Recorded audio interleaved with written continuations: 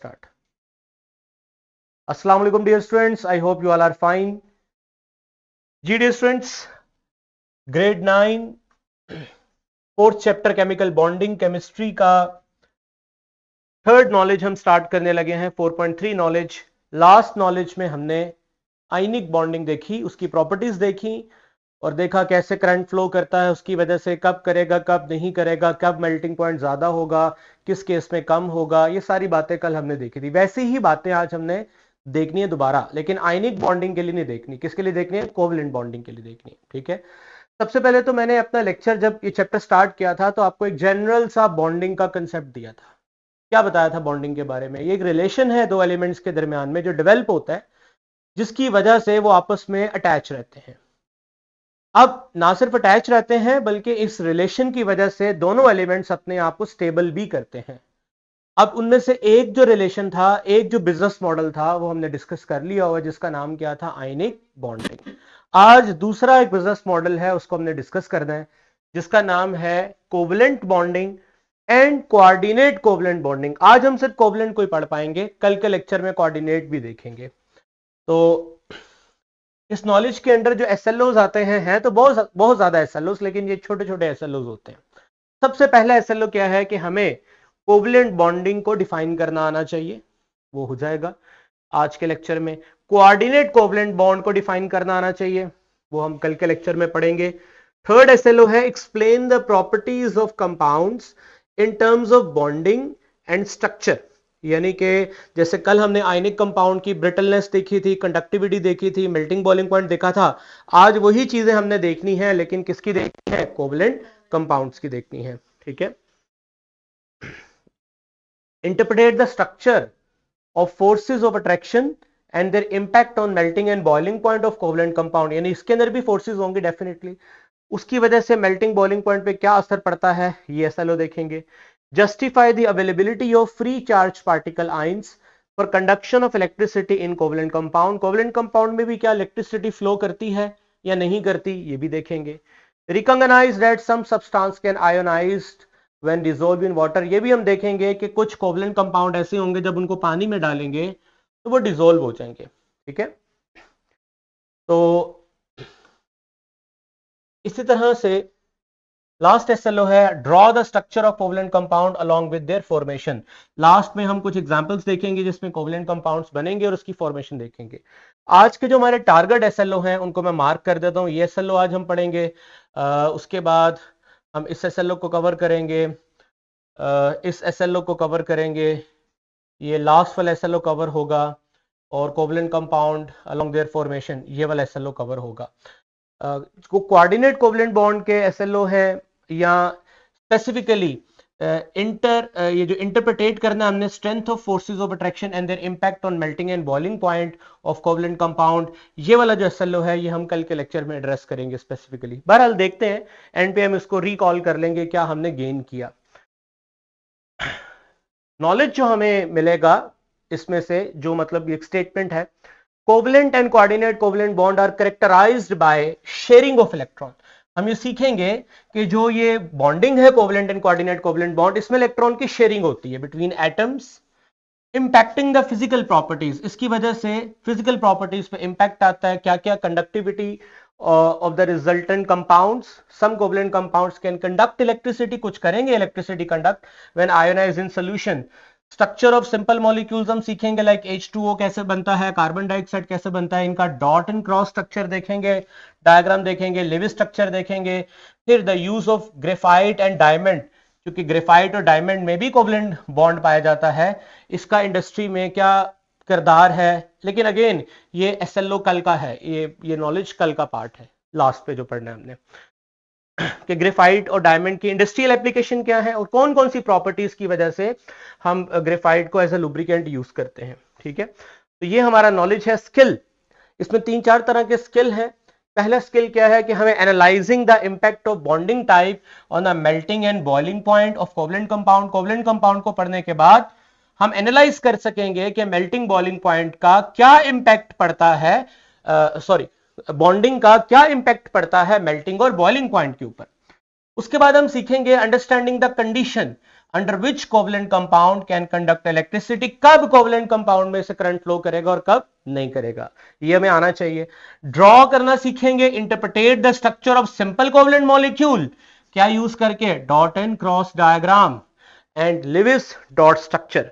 आखिरी जो हमारी स्किल है, इवैल्यूएट करना सीखेंगे industrial application of material like graphite, diamond based on their covalent structure and property. Covalent bonding की वजह से ग्रेफाइट और डायमंड का इंडस्ट्री में क्या यूज होता है वो भी हम सीखेंगे।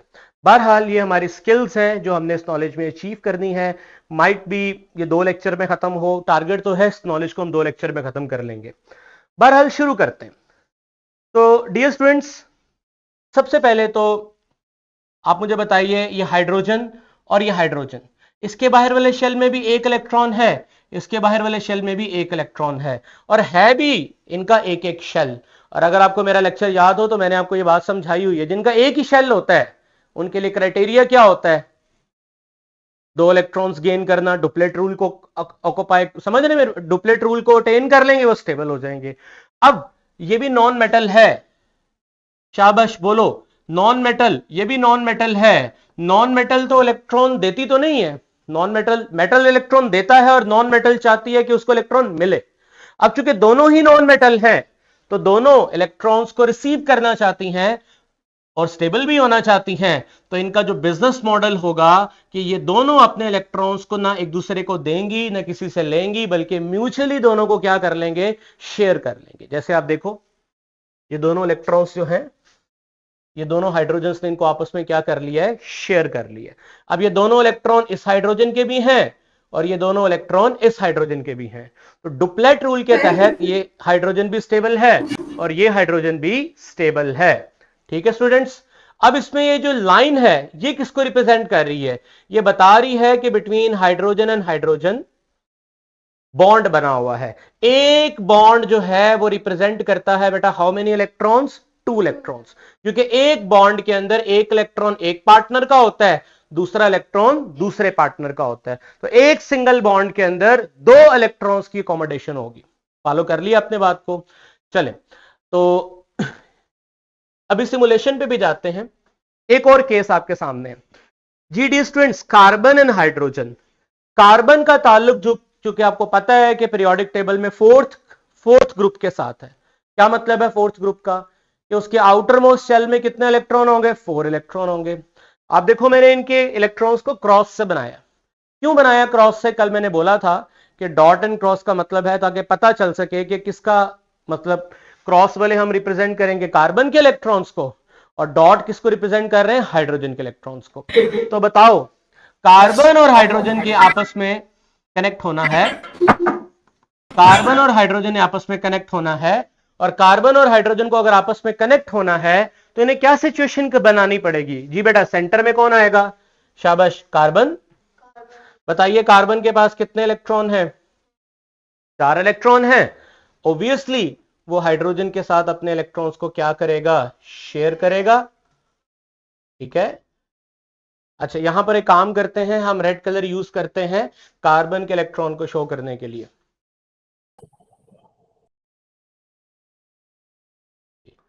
और अब ये कार्बन और हाइड्रोजन के दरमियान में ये जो इलेक्ट्रॉन की शेयरिंग हुई है, जिसको मैं एक लाइन से शो कर रहा हूं, आप यहां देखें ना, ये किस किस का, शाबाश, इसमें क्रॉस किसके इलेक्ट्रॉन को रिप्रेजेंट कर रहा है, कार्बन। डॉट किसके इलेक्ट्रॉन को रिप्रेजेंट कर रहा है, हाइड्रोजन। सिमिलरली यहां पर भी, यहां पर भी और यहां पर भी। अब आप मुझे बताओ कि इस पेयर को मैं किस तरह शो करूंगा, शाबाश, कार्बन और उसके साथ एक बॉन्ड किसका बनाऊंगा, हाइड्रोजन का। और इस पेयर को भी ऐसे ही शो करूंगा ना मैं, इसी तरह इस पेयर को भी ऐसे शो करूंगा और इस पेयर को भी ऐसे ही शो करूंगा। तो इस तरह मुझे बताओ कि ये जो एक दो, ये दोनों इलेक्ट्रॉन हाइड्रोजन के भी हैं और ये दोनों इलेक्ट्रॉन बेटा किसके हैं, कार्बन के भी हैं। जब ये दोनों इलेक्ट्रॉन हाइड्रोजन के भी हैं कार्बन के भी हैं, हाइड्रोजन तो डुप्लेट रूल के तहत स्टेबल हुआ, अगेन यहां पर भी हाइड्रोजन डुप्लेट रूल के तहत स्टेबल हुआ, यहां पर भी हाइड्रोजन डुप्लेट रूल के तहत स्टेबल हुआ, यहां पर भी हाइड्रोजन डुप्लेट रूल के तहत स्टेबल हुआ। लेकिन अगर जो कार्बन है, अगर आप उसको देखो, उसके पास कितने इलेक्ट्रॉन है, 1 2 3 4 5 6 7 8। इज इट क्लियर, तो वो तो ऑक्टेट रूल के मुताबिक क्या हो गया है, स्टेबल हो गया है। समझ आ गया आपको। तो कितने टोटल कोवलेंट बॉन्ड है between carbon and hydrogen? 4। Each hydrogen is connected with carbon with a single bond, लेकिन टोटल कितने हैं? 4 हैं। ये आपको कोवलेंट बॉन्ड समझ आ गया कैसे बनता है? हाँ जी, आपको क्लियर है? कोई डाउट तो नहीं है इसमें? चलें, अभी एक आपका इम्तिहान लेते हैं, टेस्ट लेते हैं, अभी आपको समझ आ जाती है। अभी एक मैं सिमुलेशन प्ले करता हूं। दूसरी, अच्छा जी, ये जरा सारे बच्चे स्क्रीन पे एक मैं सिमुलेशन प्ले करूंगा, आपने मुझे जवाब देना है इसका। तो ये आप देख सकते हैं हाइड्रोजन, मैंने ये नीचे हाइड्रोजन पे क्लिक किया हुआ, टिक किया हुआ, ये हाइड्रोजन है। ये कैसे पता चला हाइड्रोजन है? मुझे इसका न्यूक्लियस बता रहा है। +1 का मतलब एक प्रोटॉन, और एक प्रोटॉन का मतलब ये हाइड्रोजन है। ठीक है, और इन दोनों को मैं पास लेके आता हूं, तो ये देखें इनके दरमियान में ये जो देखो ऊपर लिखा आ गया स्टेबल हाइड्रोजन गैस, क्योंकि ये भी डुप्लेट रूल के तहत स्टेबल और ये भी डुप्लेट रूल के तहत स्टेबल। अच्छा, अब चलते हैं फ्लोरीन। फ्लोरीन, मुझे कैसे पता चला फ्लोरीन? ये 9 लिखा है ना, +9, +9 का मतलब देयर आर 9 प्रोटॉन। जी, ये क्या क्वेश्चन है बेटा आपका? रेनेसेंस स्कूल से क्या समझाते हैं, सही तरह समझ नहीं आया किस चीज का? सर, एक बार समझाते हैं, ये समझ नहीं आया। बेटा सवाल को दोबारा रिपीट करें जरा, थोड़ा स्लो बोलें। ये इस टॉपिक को समझाते हैं क्योंकि समझ नहीं आया था। अच्छा, लगता है सर, इससे भी जो पहले वाला था, इससे पहले आपने लगता है लेट ज्वाइन किया है। थोड़ा सा मैं क्विक रिवीजन कर देता हूं ताकि बाद में आने वाले बच्चों को भी जो प्रॉब्लम है। देखिए हम पढ़ क्या रहे हैं, बस ठीक है रहने, हम पढ़ क्या रहे हैं? हम कोवलेंट बॉन्ड पढ़ रहे हैं। कोवलेंट बॉन्ड क्या होता है? जैसे आपने आयनिक बॉन्ड पढ़ा था कि एक इलेक्ट्रॉन देगा और एक इलेक्ट्रॉन लेगा, देने से भी वो स्टेबल होगा और इलेक्ट्रॉन लेने से भी क्या होगा? स्टेबल। एक मेटल होगा और एक नॉन मेटल। वो जो बिजनेस मॉडल है वो आयनिक कंपाउंड को हम पढ़ चुके हैं, कल खत्म हो गया था। आज एक नया बिजनेस मॉडल शुरू करना हमने, जिससे एलिमेंट अपने आप को क्या करेंगे? स्टेबल करेंगे। ये मैंने पहले दिन बताया था कि एलिमेंट आपस में बॉन्ड क्यों बनाते हैं। बॉन्ड बेसिकली वो बनाते ही इसलिए हैं ताकि वो क्या अचीव कर सके? स्टेबिलिटी अचीव कर सके। और उसके लिए मॉडल थे। एक आयनिक मॉडल था जिससे हमने आयनिक बॉन्ड बनाए। दूसरा मॉडल क्या है? कोवलेंट। कोवलेंट में क्या होता है? कोवलेंट में एलिमेंट्स अपने इलेक्ट्रॉन्स को क्या करते हैं? शेयर करते हैं, ट्रांसफर नहीं करते। आयनिक में ट्रांसफर करते थे, इसमें क्या करते हैं? शेयर करते हैं। रूल वही है, 2 इलेक्ट्रॉन चाहिए, डुप्लेट रूल, एक शेल वालों के लिए, और जिनके शेल्स ज्यादा हैं उनको 2 नहीं चाहिए, कितने चाहिए? 8। जैसे आपके सामने हाइड्रोजन है, मैं दोबारा हाइड्रोजन की एग्जांपल दे देता हूं। ये देखें, ये हाइड्रोजन है। मुझे कैसे पता चला हाइड्रोजन +1? देखिए +1 का मतलब यहां एक प्रोटॉन, और एक प्रोटॉन किसके पास होता है? हाइड्रोजन के पास होता है। ये मैं हाइड्रोजन को लेके आता हूं, इसको इसके पास लेके आता हूं, तो ये देखें इन दोनों ने अपने इलेक्ट्रॉन को शाबाश क्या कर लिया? शेयर कर लिया। अब ये दोनों इलेक्ट्रॉन इस हाइड्रोजन के भी हैं, इस हाइड्रोजन के भी हैं, लिहाजा डुप्लेट रूल के तहत ये भी स्टेबल और ये भी स्टेबल। अब ये जो हाइड्रोजन है इसको हमने शो कैसे करना है, बनाना कैसे है, ये जरा देख लें। ये मैंने स्लाइड पे आपको समझाया जी, ये जरा देखें इस तरफ। यही डायग्राम जो है पहले मैंने समझाई कि जब 2 इलेक्ट्रॉन शेयर होते हैं तो उसको इस तरह एक लाइन से शो करते हैं। ठीक है, एक लाइन का मतलब एक बॉन्ड है। कौन सा बॉन्ड? Covalent bond. ये कोवलेंट बॉन्ड को रिप्रेजेंट करने का तरीका है। और इस एक बॉन्ड के अंदर कितने इलेक्ट्रॉन है? 2 इलेक्ट्रॉन है। कितने इलेक्ट्रॉन है शाबाश? 2 इलेक्ट्रॉन है। एक इलेक्ट्रॉन इधर, एक इलेक्ट्रॉन इधर। ये इलेक्ट्रॉन इस हाइड्रोजन का है, ये इलेक्ट्रॉन इस हाइड्रोजन का है। This is called shared paired, क्योंकि ये शेयर है दोनों हाइड्रोजन के दरमियान में। समझ गए आप मेरी बात को? तो जब भी आप कोवलेंट, सिंगल कोवलेंट बॉन्ड को शो करोगे तो इस तरह एक लाइन से शो करोगे। तो ये मैंने आपको समझाया, मैंने रिपीट भी कर दिया। आगे बहरहाल चलते हैं हम।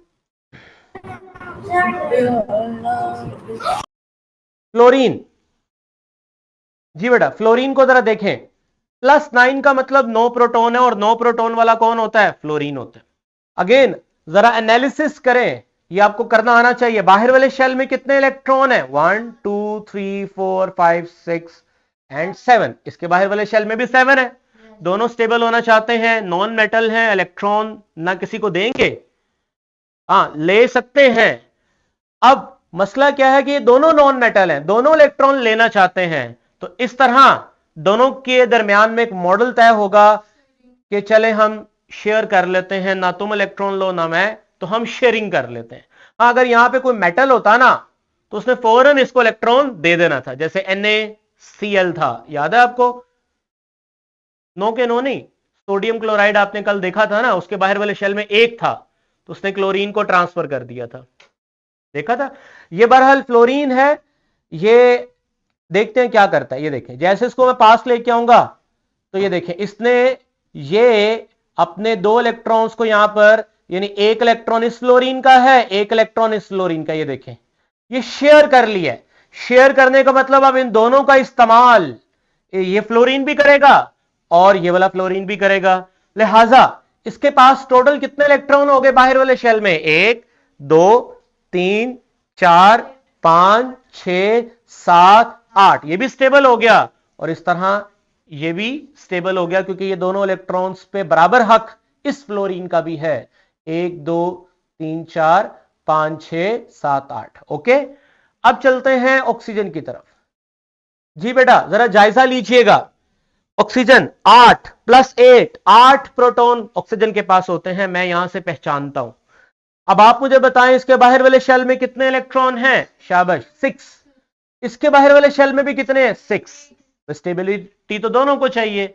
प्रिडिक्ट करो, इसको 2 इलेक्ट्रॉन्स की जरूरत है, इसको भी कितने इलेक्ट्रॉन की जरूरत है? 2।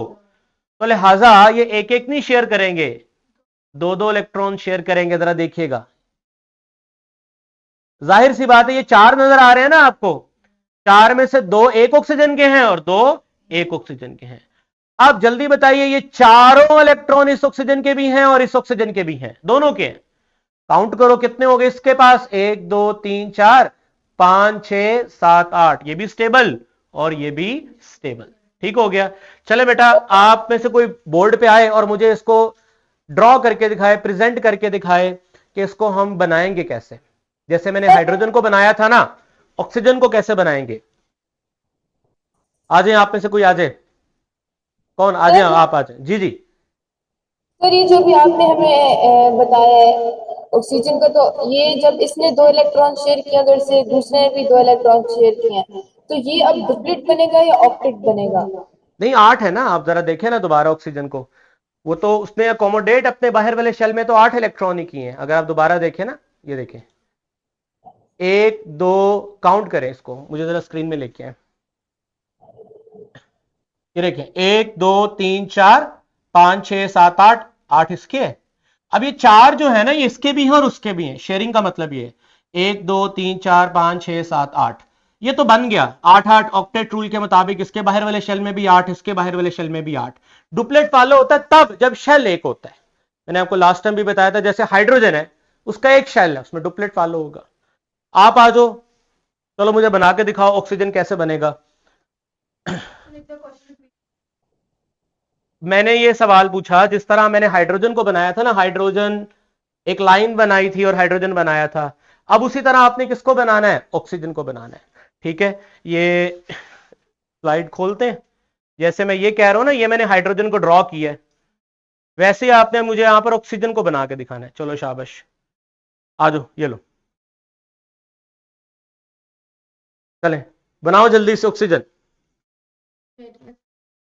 हाँ, जिस तरह हाइड्रोजन है यहां पर O लिखो इसकी जगह ऑक्सीजन, दूसरी तरफ भी ऑक्सीजन आएगा। हाँ जी, अब ये एक लाइन आएगी या 2 लाइन आएगी इसके दरमियान में? एक लाइन 2 को रिप्रेजेंट करती है, तो इसमें 2 आएंगी। बनाओ, फिर डर डर क्यों रही है? शाबाश, बिल्कुल सही जवाब दिया आपने, शाबाश। बैठ जा, बैठ जा। क्यों डबल लाइन बनाई इसने? डबल लाइन इसलिए बनाई क्योंकि टोटल कितने इलेक्ट्रॉन शेयर हुए थे? 4। 2 का मतलब एक बॉन्ड और 2 फिर मतलब एक बॉन्ड और होगा, तो डबल बॉन्ड का मतलब how many electrons will be shared between these 2 oxygen atoms? तो देयर विल बी अ 4। समझ आ गया आपको? अब चलते हैं नेक्स्ट केस की तरफ, अगले केस की तरफ चलते हैं। नाइट्रोजन, चलें भी इसको एनालाइज करें। तो 7 प्रोटॉन होते हैं नाइट्रोजन के अंदर। ये साथ साथ आप, इंपॉर्टेंट क्या है कि आप इससे पहचानो, आपको हिंट ना मिले, आपको पता चल गया ये 7 है, ये 7 किसका आईडी नंबर है, ये किसका यूनिक नंबर है, नाइट्रोजन का। ये याद करने पड़ेंगे कुछ आपको, ठीक है। अब जितने प्रोटॉन होते हैं उतने इलेक्ट्रॉन, 7 ही इलेक्ट्रॉन है। और बाहर वाले शेल में कितने हैं? 5 है। 5 है, इसके पास भी 5 है, दोनों नॉन मेटल हैं। तो जाहिर सी बात है इसको भी 8 करने हैं और इसको भी 8 करने हैं। तो क्या करते हैं, जब जैसे ये पास आएंगे तो ये देखें, आप जरा देखें, इसने 1 2 3 एक नाइट्रोजन की तरफ से आए होंगे और 3 इलेक्ट्रॉन दूसरे नाइट्रोजन की तरफ से आए होंगे, ठीक है। ये देखो, ये अब ये 6 के 6 जो इलेक्ट्रॉन हैं वो इस नाइट्रोजन के भी हैं, इस नाइट्रोजन के भी हैं।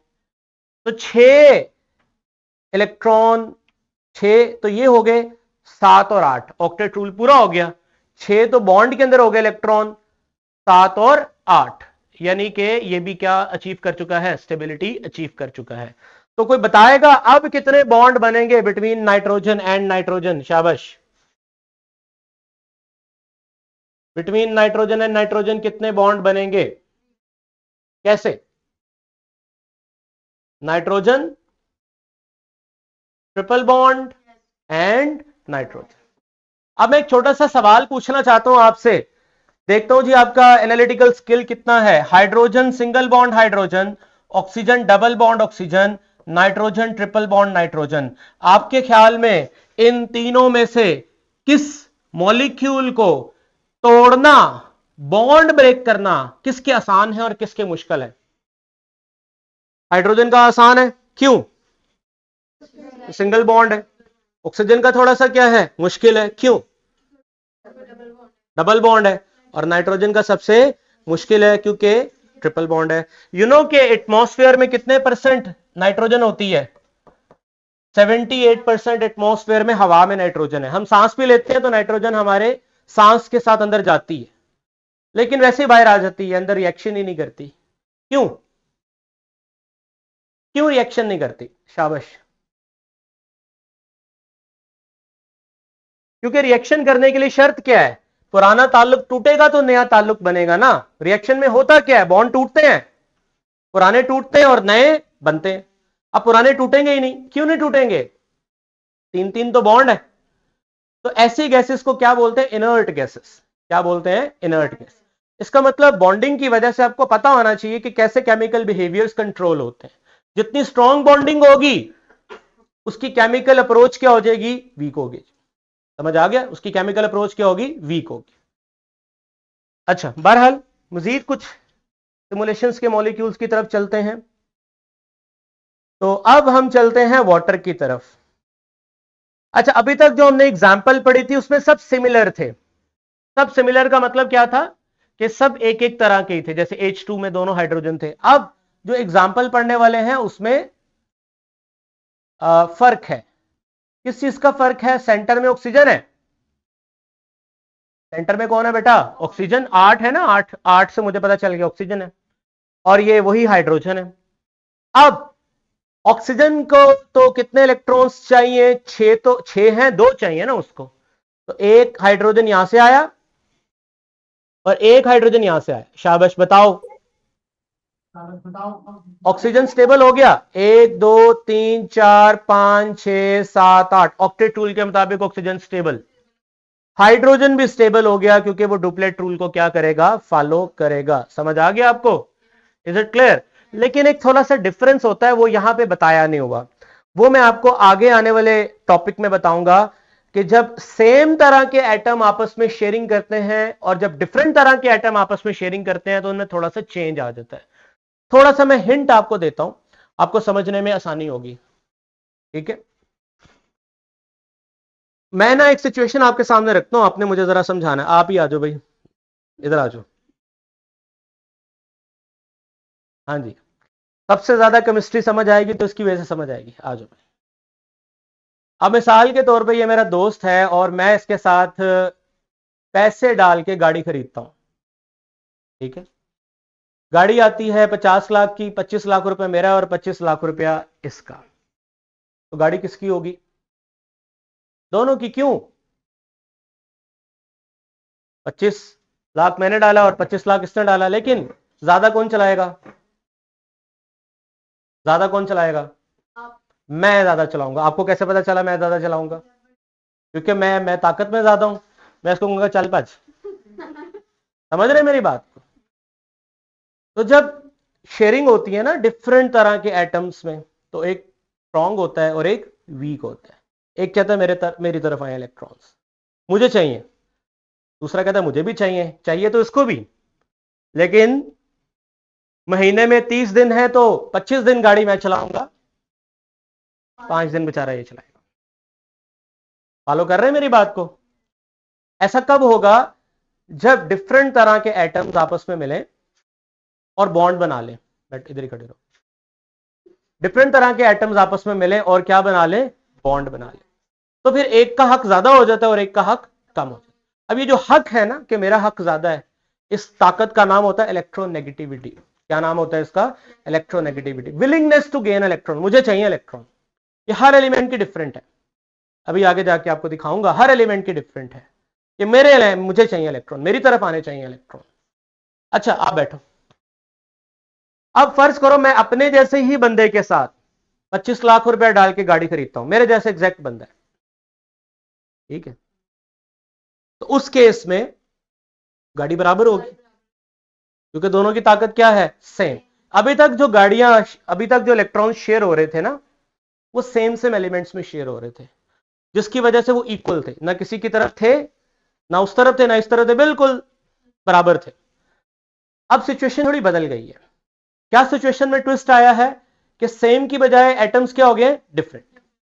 उस डिफरेंट होने की वजह से एक की तरफ इलेक्ट्रॉन थोड़े शिफ्ट हो जाएंगे दूर और एक से करीब हो जाएंगे। करीब होने वाले की तरफ पार्शियल नेगेटिव चार्ज आ जाएगा और जिससे दूर होंगे उस पर क्या चार्ज आ जाएगा? Partial positive. मैं आपको एक मिसाल देता हूं। जैसे ये स्टेबल तो हो गए हैं, इस सिमुलेशन में नहीं दिखाया हुआ, मैं आपको अलग डायग्राम बना के दिखाता हूं। इधर स्लाइड पे जाइए,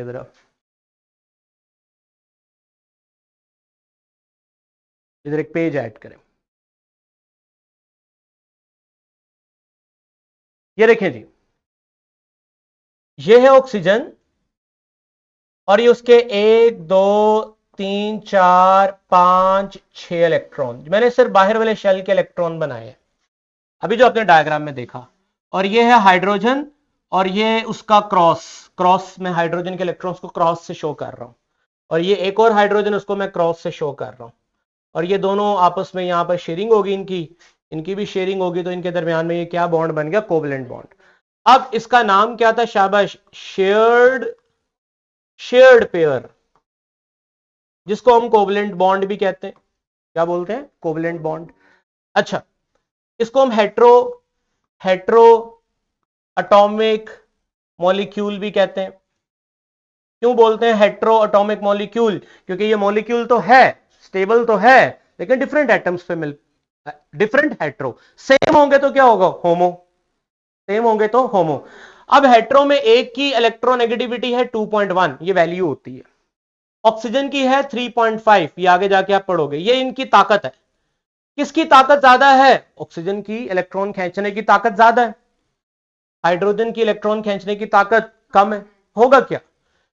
होगा ये कि ये जो पेयर है ये थोड़ा इस तरफ चला जाएगा, यानी ये दोनों इलेक्ट्रॉन्स का हक पहले क्या था? हाइड्रोजन, मतलब होता तो ऐसा ही है कि ये जो शेयर्ड पेयर है वो इसका भी है, इसका भी है, लेकिन अब ज्यादा किसका है?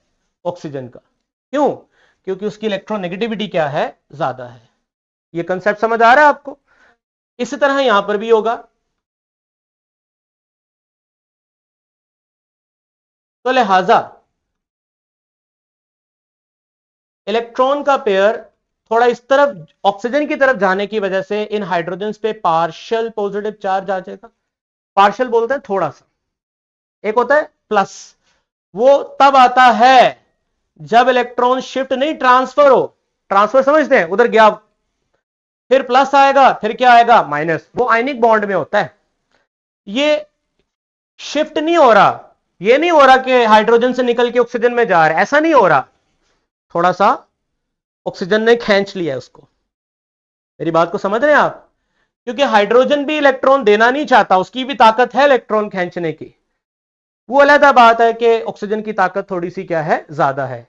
तो हाइड्रोजन से ऑक्सीजन में इलेक्ट्रॉन गया नहीं है, मतलब उसमें ट्रांसफर नहीं हुआ, थोड़ा सा उसकी तरफ शिफ्ट हो गया। शिफ्ट की वजह से हल्का सा पार्शियल पॉजिटिव चार्ज आएगा, क्योंकि यहां से इलेक्ट्रॉन दूर गया है, और ऑक्सीजन पे क्या चार्ज आएगा, पार्शियल नेगेटिव। क्या ये बात आपको समझ आ गई है? That's why these molecules are polar molecules. कौन से मॉलिक्यूल्स हैं बेटा? Polar molecules. ये जूम पे बैठे हुए बच्चों को समझ आ गया ये पोलर मॉलिक्यूल्स कब बनते हैं?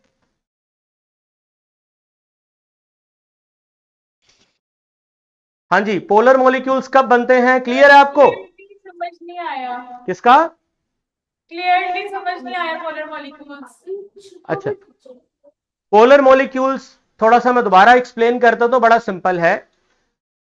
सिर्फ मेरी इस बात को याद रखें कि एक जैसी ताकत वाले लोग जब चीज शेयर करते हैं तो बराबर शेयरिंग होती है। एक जैसे एलिमेंट अगर इलेक्ट्रॉन शेयर करेंगे तो बराबर शेयर होंगे, ना किसी की तरफ जाएंगे, ना किसी से दूर जाएंगे, ना किसी के करीब आएंगे, सेंटर में रहेंगे इलेक्ट्रॉन। ऐसे केस में मॉलिक्यूल पे ना प्लस चार्ज आएगा ना माइनस चार्ज आएगा, तो मॉलिक्यूल क्या कहलाएगा, नॉन पोलर। जैसे आपने अभी एग्जांपल पढ़ी, कौन कौन सी एग्जांपल पढ़ी आपने? हाइड्रोजन की एग्जांपल पढ़ी, आपने नाइट्रोजन की एग्जांपल पढ़ी, आपने ऑक्सीजन की एग्जांपल पढ़ी।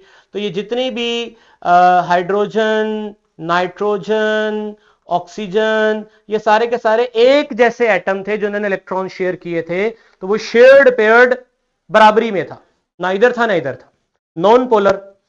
जहां डिफरेंट एटम्स आएंगे और वो इलेक्ट्रॉन को शेयर करेंगे तो वहां मुकाबले की फिजा आएगी, एक कहेगा मैंने ले जाने हैं इलेक्ट्रॉन और एक कहेगा नहीं मैंने ले जाने हैं।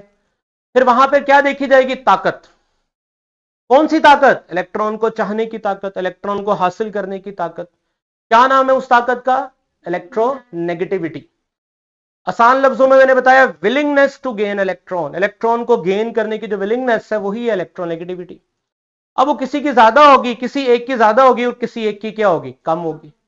जैसे जो मैंने आपको एग्जांपल दिया वाटर की, वाटर की एग्जांपल के अंदर क्या है कि ये जो हाइड्रोजन और ऑक्सीजन के दरमियान में शेयरिंग हुई है इलेक्ट्रॉन की, उस पे ऑक्सीजन ज्यादा हक जमा रहा है अपना। क्यों? क्योंकि उसकी इलेक्ट्रोनेगेटिविटी 3.5 है, हाइड्रोजन की कितनी है, 2.1 है। कम की वजह से हाइड्रोजन का इलेक्ट्रॉन उसके हाथ से निकल गया है और थोड़ा किसकी तरफ चला गया है, ऑक्सीजन की तरफ।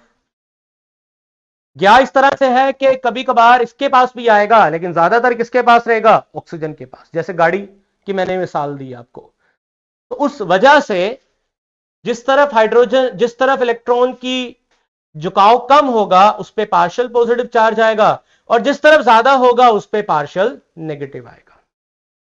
फॉलो कर रहे हैं मेरी बात को? Is it clear? अच्छा, दिस इज कॉल्ड, चूंकि इसमें पोल्स हैं, सिरे हैं, तो इस तरह के कंपाउंड्स को हम क्या नाम देते हैं, शाबाश, पोलर मॉलिक्यूल्स। या पूरा नाम है पोलर कोवलेंट कंपाउंड्स, या हम लोग मॉलिक्यूल्स भी कह सकते हैं, पोलर कोवलेंट कंपाउंड्स। इसका मतलब कोवलेंट कंपाउंड फिर दो तरह के हो गए, नॉन पोलर और पोलर। क्या यह बात आपको समझ आ गई है? हाँ जी बेटा, जिसने सवाल किया था क्या उसको ये क्लियर है?